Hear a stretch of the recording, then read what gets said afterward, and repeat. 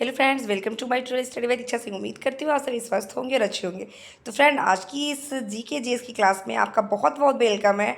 तो चलिए बिना टाइम वेस्ट करते फटाफट प्रश्नों की तरफ बढ़ते हैं। प्रश्नों की चेयर में जो पहला प्रश्न है वह खुद ही इतना ज़्यादा इंपॉर्टेंट है कि इसको मुझे आपको बताने की ज़रूरत नहीं है, और ये एग्जाम में कई बार रिपीटेड प्रश्न है कि भाषा के आधार पर राज्यों का पुनर्गठन किस वर्ष हुआ। तो एग्जाम में कई बार आपसे पूछता है राज्यों का पुनर्गठन किस वर्ष हुआ। तो भाषा के आधार पर राज्यों का पुनर्गठन अगर आपसे पूछे तो 1952।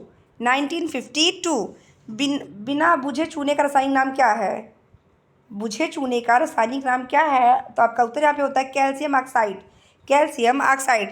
तो जीके जीएस की इस क्लास का जितना भी प्रश्न है वह एक से बढ़कर एक है फ्रेंड। तो बिना स्किप किए वीडियो को देखिए, क्योंकि कोई भी प्रश्न आपके एग्जाम के लिए बहुत ही अहम रोल प्ले कर सकता है। चलिए बढ़ते हैं अगले प्रश्न की तरफ। अगला प्रश्न आपकी स्क्रीन पर है। भारत में रेपो दर कौन निर्धारित करता है? भारत में रेपो दर कौन निर्धारित करता है? महत्वपूर्ण प्रश्न है और कई बार रिपीटेड प्रश्न है। भारत में रेपो दर कौन निर्धारित करता है? तो आपका उत्तर यहाँ पे होता है भारतीय रिजर्व बैंक। भारतीय रिजर्व बैंक का मुख्यालय कहाँ है? आज की क्लास का प्रश्न आपसे, भारतीय रिजर्व बैंक का मुख्यालय कहाँ है? चलिए फ्रेंड बढ़ते हैं अगले प्रश्न की तरफ। अगला प्रश्न आपकी स्क्रीन पर है। किसका प्रयोग पौधों में खदान का भंडार यानी स्टार्च तैयार करने के लिए मुख्यतः उपयोग किया जाता है? किसका प्रयोग पौधों में खदान का भंडार यानी स्टार्च तैयार करने के लिए मुख्यतः किया जाता है? आपका उत्तर यहाँ पे होता है कार्बन डाइऑक्साइड और नाइट्रोजन। क्योंकि जो पेड़ पौधे होते हैं हरे, वो क्या करते हैं? ऑक्सीजन को रिमूव करते हैं और कार्बन डाइऑक्साइड को एब्जॉर्ब करके उससे अपने फूड को बनाते हैं। चलिए बढ़ते हैं अगले प्रश्न की तरफ। अगला प्रश्न आपकी स्क्रीन पर। दक्षिण ध्रुव यानी साउथ पोल तक पहुंचने वाला प्रथम व्यक्ति कौन था? तो दक्षिण ध्रुव जिसे आप किसके नाम जानते हैं? इंदिरा पॉइंट के नाम से जानते हैं। दक्षिण ध्रुव जिसे आप इंदिरा पॉइंट के नाम से जानते हैं, तो दक्षिण ध्रुव पर पहुंचने वाला प्रथम व्यक्ति कौन था? तो आपका उत्तर यहाँ पे होता है एम्डसन। नेक्स्ट, अभी तक ज्ञात विश्व का सबसे बड़ा तेल भंडार रिजर्व कहाँ है? अभी तक ज्ञात विश्व का सबसे बड़ा तेल भंडार रिजर्व कहाँ है? आप सभी का उत्तर होता है फ्रेंड सऊदी अरब। नेक्स्ट, महाभारत का प्रारंभिक नाम क्या था? महत्वपूर्ण प्रश्न है, एग्जाम में रिपीटेड प्रश्न है और आपके यूपीपी के एग्जाम में कई बार रिपीटेड है और आपके ये SSC के पेपर में भी कि महाभारत का प्रारंभिक नाम क्या है? तो यह आपका Jaya Samhita. Next,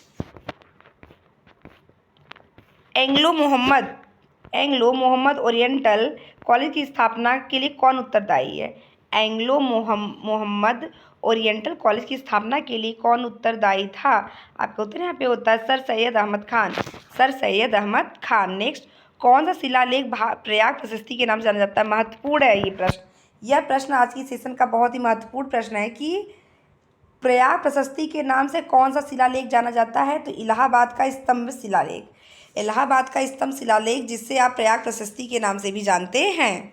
next, name सेक पुस्तक के लेखक कौन है या नेम सेक पुस्तक के रचयिता कौन है? तो नेम सेक पुस्तक के रचयिता की अगर बात करें तो वह है आपके झुम्पा लाहिड़ी। नेक्स्ट, जब किसी की बॉडी का वेग दो गुना कर दिया जाता है तो उसके संवेग पर क्या प्रभाव पड़ता है? जब किसी की बॉडी का वेग 2 गुना कर दिया जाता है तो उसके संवेग पर क्या प्रभाव पड़ेगा? उसके संवेग पे भी कौन सा प्रभाव पड़ेगा?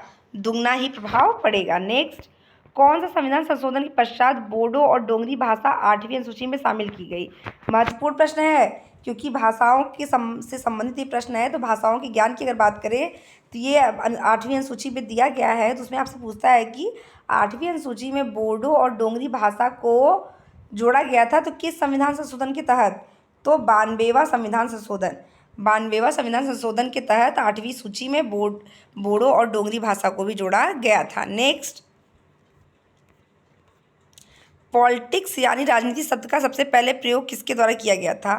तो पॉलिटिक्स जिसे आप राजनीति के नाम से भी जानते हैं, उस शब्द का सबसे पहले प्रयोग आपके अरस्तू ने किया था। नेक्स्ट, कौन सी रक्त वाहिका साफ रक्त फेफड़ों से हृदय में ले आती है? कौन सी रक्त वाहिकाएं साफ रक्त फेफड़ों से हृदय में लाती है? तो वह है आपका फुस्फुस सिरा। नेक्स्ट, कंप्यूटर की स्पीड मापने के लिए कौन सी यूनिट का प्रयोग किया जाता है? कंप्यूटर की स्पीड मापने के लिए कौन सी यूनिट का प्रयोग किया जाता है? तो आपका उत्तर यहाँ पे होता है मिम्स का प्रयोग कंप्यूटर की स्पीड को मापने के लिए करते हैं। तो फ्रेंड फटाफट आप मेरी वीडियो को लाइक, मेरे चैनल को सब्सक्राइब और मेरे वीडियो को अपने ग्रुप में आप शेयर करते रहिए ताकि आपके माध्यम से बहुत सारे हमारे फ्रेंड हैं जो हमारे चैनल से जुड़ सके। चलिए हम बढ़ते हैं अपने अगले प्रश्न की तरफ।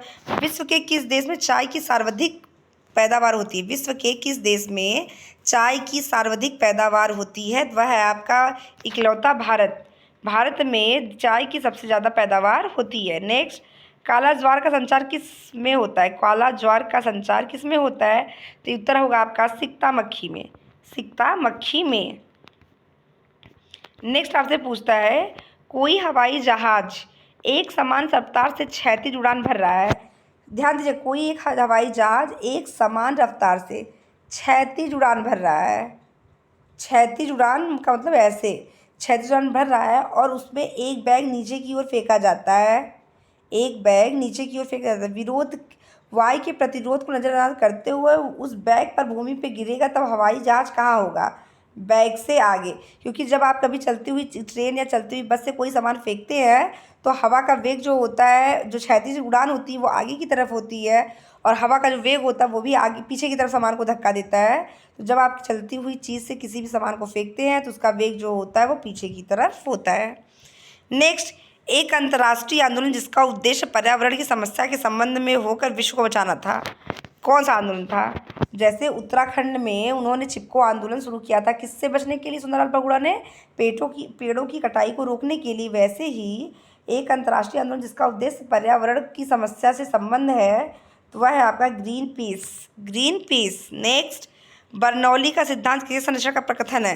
तो बर्नौली का जो सिद्धांत होता है रेखीय संवेग पर आधारित होता है। तो आज की क्लास बस इतना ही। मिलते हैं आपसे नेक्स्ट सेशन, तब तक के लिए धन्यवाद।